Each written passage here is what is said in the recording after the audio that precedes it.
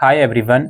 आज की इस वीडियो में हम बात करने वाले हैं DUSOL के इम्प्रूवमेंट एग्ज़ाम्स और रेगुलेशंस के बारे में। इम्प्रूवमेंट एग्ज़ाम से हम क्या समझते हैं? आप कोई पेपर देकर आए, उसमें आप पास हो गए, लेकिन आपको लगता है कि और अच्छे नंबर और अच्छे ग्रेड्स आप उसमें ला सकते हो, तो दोबारा से उसका पेपर आप देना चाहते हो।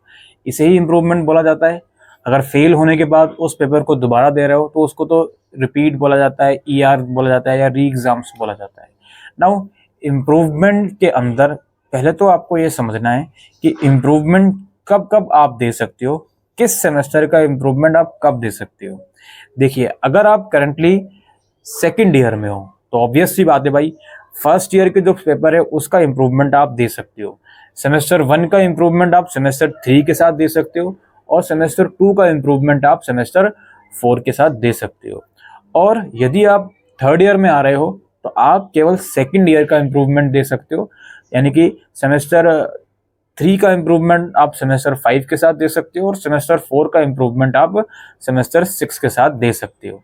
ठीक, अब DUSOL के जब फॉर्म निकलते हैं सेमेस्टर 3 या 5 के, उसी फॉर्म के अंदर आपको जो भी आपको इम्प्रूवमेंट देना है, सेमेस्टर 3 के फॉर्म में 1 या 2, सेमेस्टर 5 के फॉर्म में 3 या 4, उसका इम्प्रूवमेंट टिक करना होता है। और जो भी सेमेस्टर साइकिल होती है उसके हिसाब से आप वो इम्प्रूवमेंट का पेपर दे सकते हो। अब अगर आपकी ग्रेजुएशन पूरी हो गई, उसके बाद भी आपको ये लगता है कि मुझे किसी सब्जेक्ट का इम्प्रूवमेंट देना है, तो ऐसी सिचुएशन में आपको एसओएल कैंपस में कांटेक्ट करना होता है। दे विल टेल यू कि आप किस किस सब्जेक्ट का इम्प्रूवमेंट दे सकते हो। ग्रेजुएशन पूरी होने के बाद भी ऐसा नहीं है कि आप किसी भी सब्जेक्ट का उठा के इम्प्रूवमेंट दे सकते हो। कुछ रूल्स एंड रेगुलेशंस हैं जो may be course wise very कर सकते हैं, उसकी जानकारी आपको कैंपस में जाकर ही मिलेगी। और मोस्ट इम्पोर्टेंटली, जो इम्प्रूवमेंट की एप्लीकेशन होती है, अगर आप through out your graduation improvement के लिए अप्लाई कर रहे हो, लाइक सेकेंड ईयर के साथ फर्स्ट ईयर का इम्प्रूवमेंट और थर्ड ईयर के साथ सेकेंड ईयर का इम्प्रूवमेंट अप्लाई कर रहे हो, तब तो वो ऑनलाइन ही होगा। लेकिन अगर ग्रेजुएशन पूरी होने के बाद आप इम्प्रूवमेंट के लिए अप्लाई करना चाहते हो, तो उस कंडीशन में आपको फिजिकली एसओएल कैंपस में विजिट करना पड़ेगा with respective fees. Now fees कितनी लगती है इम्प्रूवमेंट में? देखिए, फीस जो लगती है, अगर आप सेकेंड ईयर में हो और फर्स्ट ईयर के इम्प्रूवमेंट पेपर्स भर रहे हो, तो अगर आप किसी एक सेमेस्टर के ही इम्प्रूवमेंट पेपर्स देना चाहते हो अप टू 4 पेपर्स, तो 400 रुपये लगेगी। अगर आप किन्हीं दोनों सेमेस्टर के, यानी कि सेकेंड ईयर के साथ आप फर्स्ट और सेकेंड सेमेस्टर दोनों का इम्प्रूवमेंट भर रहे हो, तो 800 रुपये आपकी फीस लगेगी। यानी कि इम्प्रूवमेंट की जो फीस है वो 400 रुपये अप टू 4 सब्जेक्ट है पर सेमेस्टर। ठीक, तो 400 या 800 रुपये आपकी इम्प्रूवमेंट फीस लगती है। नाउ अब यहाँ पे एक फैक्ट है जो आपको समझना चाहिए। जो थर्ड ईयर के बच्चे हैं वो फर्स्ट ईयर का इम्प्रूवमेंट नहीं दे सकते। ठीक, अगर आप थर्ड ईयर में हो करंटली, आपको ये लगता है कि यार ये फर्स्ट सेमेस्टर का सब्जेक्ट में मेरे और अच्छे ग्रेड आ सकते थे, तो भाई वो फिर आपका ड्रीम ही रह जाएगा, आ सकते थे, वो आप इम्प्रूवमेंट नहीं दे सकते थर्ड ईयर के साथ। इसके अलावा इम्प्रूवमेंट में एक और चीज़ मैं आपको समझाना चाहता हूँ। मान लीजिए आपने किसी सेमेस्टर में इम्प्रूवमेंट के लिए अप्लाई कर दिया, अब क्या होगा जी, आप उस सेमेस्टर के साथ इम्प्रूवमेंट वाला पेपर भी दे रहे हो। नाउ जब आप इम्प्रूवमेंट का पेपर देके आ गए, जो भी उसमें ग्रेड्स आपके आए हैं वो ग्रेड्स आपको एक्सेप्ट करने पड़ेंगे। ऐसा नहीं होगा कि पहले अच्छे स्कोर थे उसी को हम ले लें। इसके अलावा जो अगर आपने इम्प्रूवमेंट का भरा हुआ है, फीस भी भर दी, उसकी फॉर्म भी भर दिया, नाउ उस सब्जेक्ट का डेट आ गया इम्प्रूवमेंट का। जैसे अगर सेमेस्टर 5 के साथ आपने सेमेस्टर 3 का इम्प्रूवमेंट भरा हुआ है, अब उसकी डेट आ गई, भाई कल उसका पेपर है, फॉर एग्जांपल 5 नवंबर को उसका पेपर है। अब आज 3 या 4 नवंबर को मेरे मन में दिमाग खराब मेरा हो चुका है कि यार मैं इसको नहीं देना चाहता, मेरी इसकी प्रिपरेशन नहीं हुई या मैं रेडी नहीं हूँ, अब मैं क्या करूँ जी, मैंने फॉर्म भी भरा हुआ है, फीस भी भरी हुई है।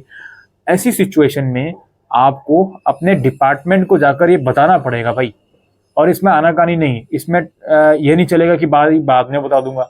आपको बताना पड़ेगा डिपार्टमेंट जाकर कि सर मैंने ऐसे ऐसे फॉर्म और फीस भरी थी, मैं इसका पेपर नहीं देना चाहता। और कायदे से तो ये आप अपने मन में बिठा लेना कि जैसे फॉर एग्जांपल मान लीजिए 5 नवंबर को उस इम्प्रूवमेंट की डेट आ गई, तो आप बिल्कुल एक हफ्ते पहले बिल्कुल अपने माइंड क्लियर रखना, भाई देना है या नहीं देना।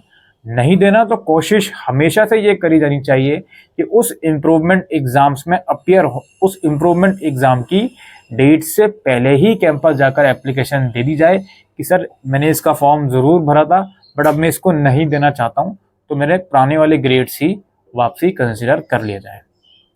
अगर आप इम्प्रूवमेंट का पेपर की फ़ीस भरते हो और इम्प्रूवमेंट का पेपर नहीं देते और ना ही कोई एप्लीकेशन आपने कैंपस में सबमिट करी है, तो ऐसी बहुत सी पॉसिबिलिटीज़ बन सकती हैं कि आपका रिजल्ट आएगा तो उसमें एब्सेंट लगा हुआ होगा और उसके बाद इस बात की कोई एश्योरिटी नहीं दी जाती कि आप उसके बाद एप्लीकेशन सबमिट करने जाओगे कि सर पुराने वाले स्कोर कंसिडर कर लिए जाएँ, तो यूनिवर्सिटी करेगी या नहीं करेगी कोई एश्योरिटी नहीं है। लेकिन अगर आपने उस एग्ज़ाम की डेट से पहले ही एप्लीकेशन सबमिट कर दी और फिर रिजल्ट के बाद भी दोबारा से उसमें एब्सेंट लगकर आ गया बट आपने एप्लीकेशन सबमिट करी हुई है, देन आपका ये राइट है कि आप वहाँ जाके कह सकते हो कि सर मैंने एप्लीकेशन सबमिट करी हुई है कि पुराने ग्रेड्स कंसिडर कर लिए जाएँ, उसके बावजूद मुझे एब्सेंट कर दिया गया। तो ये सारी चीज़ें हैं इम्प्रूवमेंट के एग्ज़ाम्स की। कई बार क्या होता है, खासकर एनईपी के अंदर अब क्या हो रहा है, जैसे किसी भी सब्जेक्ट के 2 से 3 कंपोनेंट हैं, प्रैक्टिकल है, लेक्चर है या ट्यूटोरियल है। इसके अंदर काफ़ी स्टूडेंट लेक्चर में फेल हो जाते हैं, ओवरऑल नेट ग्रेड में पास हैं वो। अब वैसे तो यूनिवर्सिटी का रूल ये कहता है कि अगर आप नेट ग्रेड में पास हो देन आपको घबराने की ज़रूरत नहीं है, डिग्री मिल जाएगी। लेकिन फिर स्टूडेंट ये सोचता है कि डिग्री में एफ लगा हुआ है यार प्रैक्टिकल में, इसका दोबारा से इम्प्रूवमेंट दे देता हूँ।